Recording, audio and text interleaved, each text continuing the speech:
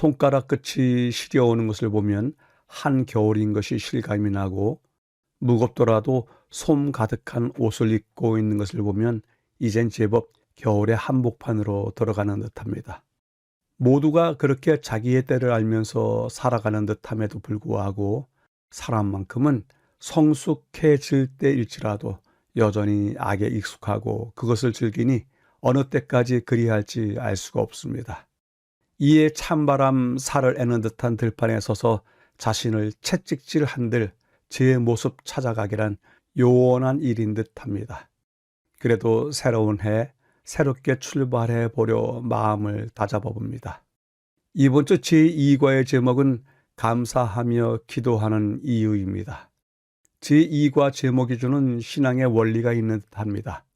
첫 번째는 모든 일에 감사해야 할 것이며 그 뒤에 필연적으로 따라야 하는 행동이 기도라고 말하는 듯합니다. 어떻게 연결이 될까요?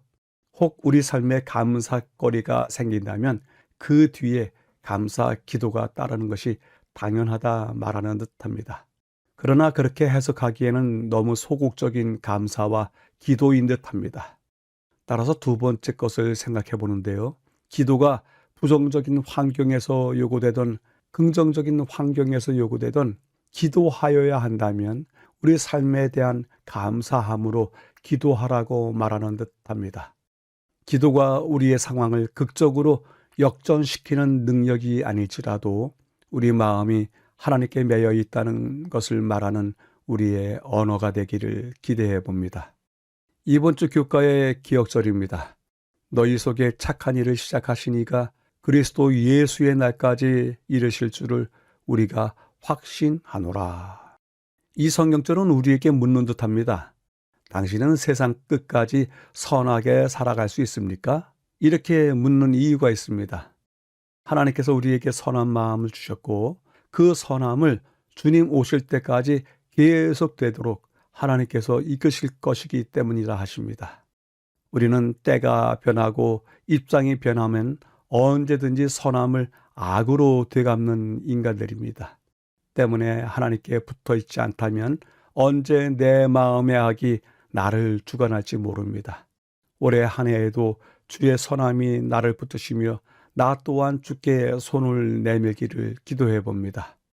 기억절을 간략하게 줄여보겠습니다. 너희 속에 착한 일을 시작하신 이가 이루실 것이다 라고 전하고 있습니다. 이번 주 매일의 제목입니다. 일요일 복음 안에서 교제함, 월요일 바울의 기도 요청, 화요일 영적 분별력을 가지고, 수요일 복음의 열매, 목요일 기도의 능력. 요일마다 제목은 다르지만 전체 이야기하는 것은 기도와 관련이 있습니다. 왜 기도와 관련이 있을까요?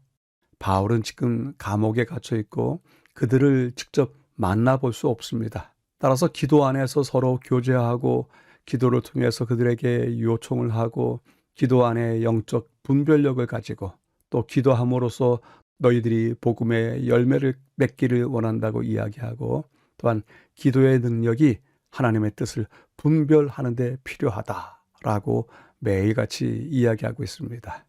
이번 주 교과는 두 책의 서론부인 1장에서 무엇을 중요한 이야기거리로 다루는지 확인하게 됩니다. 성경책의 범위로는 빌립보서 1장과 골로새서 1장에서 내용을 찾고 있습니다. 본문의 5날을 재구성해서 분류해 보도록 하겠습니다.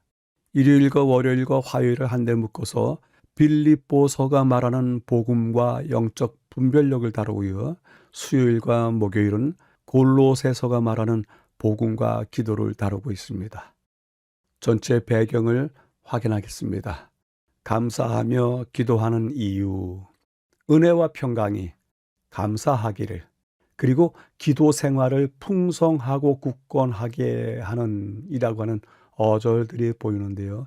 이 어절들을 통해서 우리는 은혜와 평강 속에서 감사하며 기도하자라고 하는 바울의 메시지를 전해 듣게 됩니다.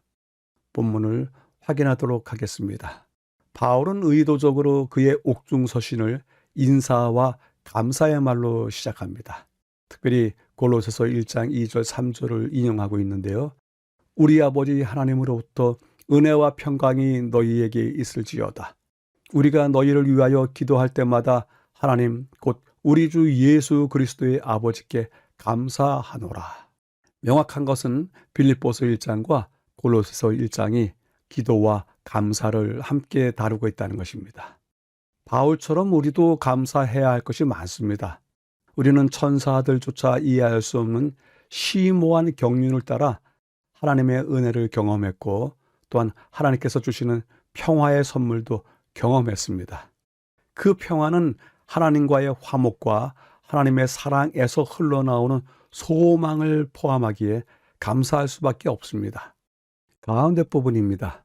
인간적인 차원에서 우리는 다른 사람에게 감사함을 표현하고 그들도 우리가 그들을 위해 하는 일에 대해서 감사하기를 바랄 수 있습니다. 부모는 자녀들이 하나님을 사랑하며 지금 당장은 아니더라도 언젠가는 그들을 양육하면서 할 수 있는 최선을 다하려고 진정으로 희생한 부모에게 감사하기를 또한 바랍니다. 그러나 인간으로서 우리는 많은 실수를 저지르는 중에 감사 표현하기를 잘 하지 못합니다. 그리고 그러한 잘못을 통해 우리는 또한 배워야만 하는 것이 분명합니다. 마지막 부분에서는요, 이번 주 우리는 기도 생활을 풍성하고 굳건하게 하는 빌립보서와 골로새서에 있는 바울의 감사와 기도의 인사말을 살펴보려고 합니다. 많은 것을 배울 수 있으리라 생각을 합니다. 전체 배경을 요약해 보겠습니다. 감사하며 기도하는 이유. 빌립보서와 골로새서의 첫 부분, 거기에 기도와 감사가 있다. 그것을 한번 같이 말해보자 하는 것이 전체 배경의 요약인데요. 하나님으로부터 온 은혜와 평강이 우리로 하여금 감사토록 한다. 다른 사람에게 감사하고 또 역시 다른 사람이 우리에게도 감사할 수 있기를 바랄 수 있다. 마지막으로 기도 생활을 풍성히 하고 굳건히 하는 기도와 더불어 감사를 배워보자라고 전체 배경에 줄이고 있습니다. 질문해 봅니다. 기도에 감사가 섞여 있고 감사에 기도가 뒤따르는지요? 이것을 섞어서 우리의 기도가 달라지고 우리의 감사가 달라지기를 기대해 봅니다. 첫째 날입니다. 복음 안에서 교제함, 마음에 품고 있다, 긴밀한 유대, 그리고 변호하는 것이라고 하는 어절들이 보이는데요. 첫째 날에서 이야기하고 싶어 하는 것은 긴밀한 유대를 상호 유지하면서 우리가 복음을 품고서 서로를 위해서 기도하자라고 이야기하는 듯합니다. 본문을 확인해 보도록 하는데요. 우선은 빌립보서 1장을 읽어보라고 합니다. 내가 너희를 생각할 때마다 나의 하나님께 감사하며 간구할 때마다 너희 무리를 위하여 기쁨으로 항상 간구함은 너희가 첫날부터 이제까지 복음을 위한 일에 참여하고 있기 때문이라. 너희 안에서 착한 일을 시작하신 이가 그리스도 예수의 날까지 이루실 줄을 우리는 확신하노라 전하고 있습니다. 빌립보 교회를 세운 것이 바울이기 때문에 그의 편지에는 그리스도인 교제의 따뜻함이 배어 있습니다. 멀리 떨어진 곳에서 사슬에 묶인 채 감옥에 갇혀 있지만 바울은 교회와 구성원들 마음에 품고 있는 것입니다. 그는 그리스도 예수의 마음으로 그들을 그리워했으며 그들로 인해서 하나님께 감사드리기도 했습니다. 바울의 감사 기도는 하늘에서 우리를 위해 중보하시는 예수님의 모습까지 생각하게 할 정도입니다. 대제사장의 흉패에는 이스라엘 12지파를 상징하는 12개의 보석이 있었습니다. 이는 그가 백성들을 위해 중보할 때 마음에 자손들의 이름들을 지니게 한 것이었습니다. 이보다 더 큰 의미에서 하늘 성소에서 우리의 대제사장이신 예수님은 아버지 앞에 당신의 백성의 이름을 간직하고 계신 것을 기억할 수 있습니다. 가운데 부분입니다. 흥미롭게도 바울과 빌립보 성도들 사이의 긴밀한 관계를 강조하는 빌립보서 1장 3절의 표현은 중첩적입니다. 이 구절은 일반적으로 바울이 기도할 때 그들을 기억한다고 번역되지만 빌립보 성도들이 바울을 기억한다고 하는 의미일 수도 있습니다. 어느 쪽이든 이 구절들은 그들이 공유하는 긴밀한 유대감을 부각하고 있고, 이는 1장 5절에 교제라고 하는 단어를 통해서도 강조됩니다. 빌립보서 1장 5절, 너희가 첫날부터 이제까지 복음을 위한 일에 참여하고 있기 때문이라 하고요. 바울이 그리스도의 고난에 참여한 것처럼 빌립보 성도들도 바울의 고난에 참여했고 바울의 사역을 재정적으로 지원하며 동참했습니다. 따라서 빌립보서 3장 10절에도 내가 그리스도와 그 부활의 권능과 그 고난에 참여함을 알고자 하여 그의 죽으심을 본바다 라고 하는 구절 속에 참여라고 하는 단어가 보입니다.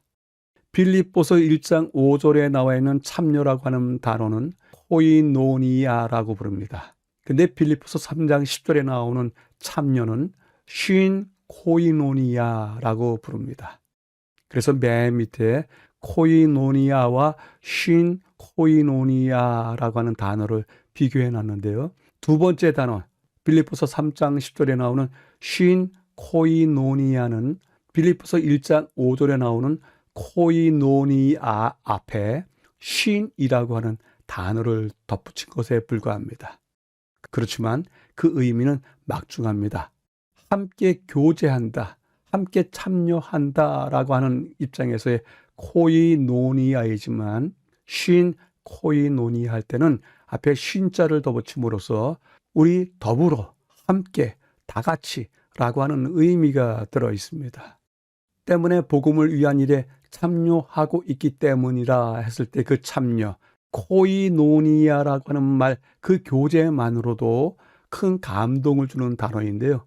빌립보서 3장 10절에 그리스도와 그 부활의 권능과 그 고난에 참여함으로 라고 하는 참여 안에 쉰이라고 하는 단어를 덧붙임으로써 더욱더 감동적인 단어가 됩니다. 우리 모두 다 함께 더불어 참여하고 있다. 어디에요? 고난에. 때문에 빌립보서 1장 5절과 3장 10절에 나오는 코이노니아라고 하는 단어는 특별한 의미가 있는데요. 이 의미는 참여가 보통의 참여가 아니고 깊은 교제를 나누는 동일한 유대감을 갖는 그러한 교제로서의 참여를 이야기하고 있습니다. 이러한 유대관계는 첫날부터 이제까지 지속되었기에 바울이 그들로 인해서 하나님께 감사하고 기쁨으로 그들을 위해서 기도하는 것입니다. 마지막 부분에서는요, 바울이 자신의 감옥에 갇힌 상황을 복음을 변호하고 확증하는 기회로 긍정적으로 묘사한 것은 대단히 인상적입니다. 자신이 갇힌 상황을 복음을 변호하기 위해서다, 복음을 확증하기 위해서다 라고 쓰는 것입니다.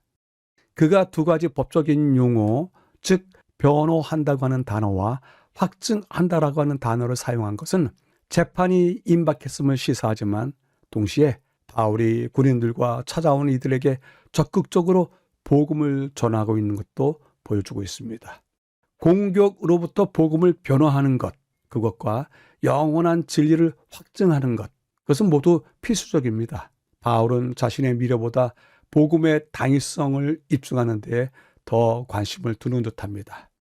살든지 죽든지 바울은 하나님께서 당신을 신뢰하는 모든 사람 안에서 시작하신 선한 일을 완성하실 것임을 확신하고 있습니다. 우리 역시도 오늘 이때까지 하나님께서 우리 안에 이루신 선한 것들을 주께서 오실 그날까지 이끄시고 성취하실 것임을 확신하고 살아가는 백성들입니다. 교훈은 다음과 같이 전합니다. 비록 원수들이 그들을 옥에 가둔다 할지라도 감옥의 벽이 그들의 영혼과 그리스도와의 교통을 차단시킬 수는 없다. 그들의 모든 연약함을 보시고 모든 시험을 잘 아시는 그분께서는 세속적인 모든 권세를 초월하신 분이시다. 천사들은 적막한 옥에 갇혀있는 그들을 찾아가서 하늘의 빛과 평화를 줄 것이다. 바울과 실라가 빌립보 감옥에서 밤중에 기도하고 찬미했을 때 그 음산한 담벽이 하늘빛으로 빛날 것이기 때문이다 전하고 있습니다. 첫째 날을 요약해 보겠습니다. 복음 안에서 교제함이라고 하는 제목으로서요, 감옥 안과 밖에서 함께 느끼는 깊은 유대감이 있었다라고 하는 것을 다루었는데요. 사슬에 묶인 감옥, 그 감옥에서 교회와 구성원들을 마음에 품고 있는 바울의 모습을 보고요. 그 바울이 코이노니아, 공유하고 있는 긴밀한 유대감 속에서 그들과 연결되어 있다.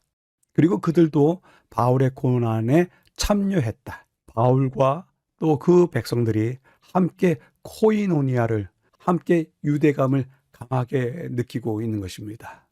마지막으로 바울은 감옥에서 복음을 변화하고 확증하는 기회로 삼았다 하면서 바울이 자신이 처해 있는 입장에 대해서 부정적으로 생각하지 아니하고 자신의 역할을 찾아가는 것을 보게 됩니다. 질문해 봅니다. 공동체 안에서 느끼는 깊은 유대감, 나는 어느 정도로 깊은 유대감을 느끼고 있습니까? 단지 만나고 인사하는 관계이기 때문에 유대감을 표할 수 있는 것입니까?